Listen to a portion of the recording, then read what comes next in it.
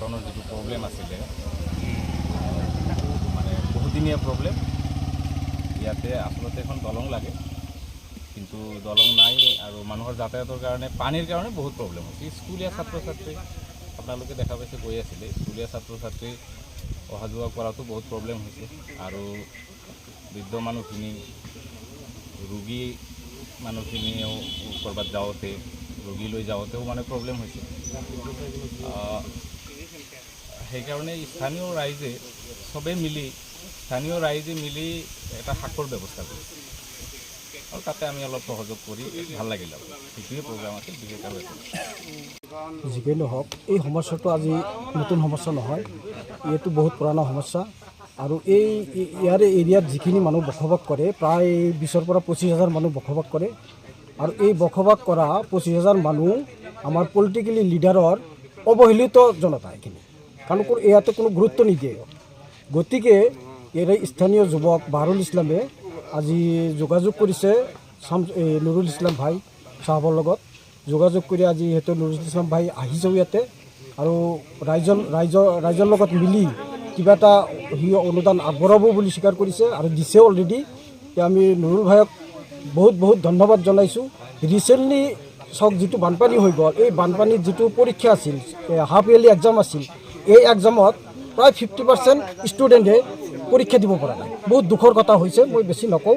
বিধায়কৰ ভূমিকা কেনেকুৱা আছিল? বিধায়কৰ ভূমিকা সেইটো ৰাজকীয় এটা ভাৱ আছে তাত, কিন্তু আচলতে ৰাজা নহয়, লুণ্ঠনকাৰী এটা লাষ্টত ওলাব। আপোনালোকেও গম পাব 1-2 মাহৰ ভিতৰত চব ওলাই। সমস্যা গোলাপাৰা পাহাৰৰ যিটো ৰাস্তা, এইটো ৰাস্তাটো হ'ল বালাচৰ প্লাছ গোলাপাৰা সংযোগী এইটো ৰাস্তা।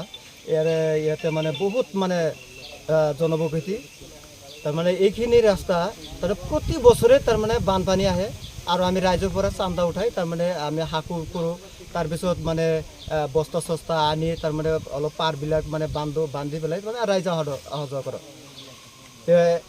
এইবাৰ আমি কি কৰিছোঁ, এই 3 মাহ হ'ল, মানে 3 মাহত বানপানী আমাৰ বহুত অসুবিধা হৈছে।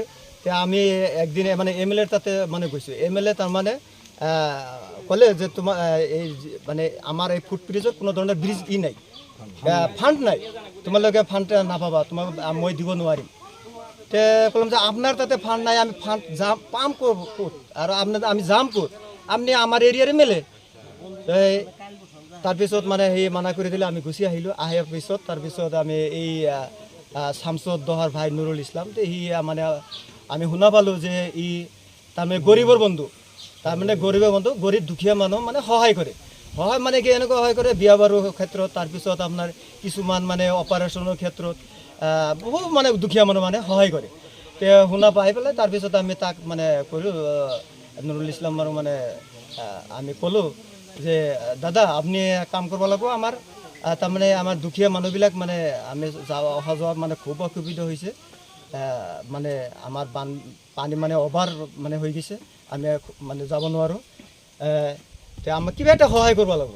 তে সেই কৰিলে হ'ব, ঠিক আছে, তুমি কাম কৰা, তাতে কিমান টকা কি খৰচ হয় তুমি মানে মোক অলপ জনাবা, পাৰিলে মানে অলপ সহায় কৰি। তে এইখিনি মানে আমাক ক'লে, আমি সেই হিচাপে মানে ৰাইজেও অলপ মানে সহযোগ মানে কৰি পেলাই আমি কামখিনি ষ্টাৰ্ট কৰিছোঁ। আজি আহিছিল মানে আজি আহি কাম চাই মানে গ'লে আৰু তাৰমানে আধাৰশিলা মানে আজি হৈ গ'ল।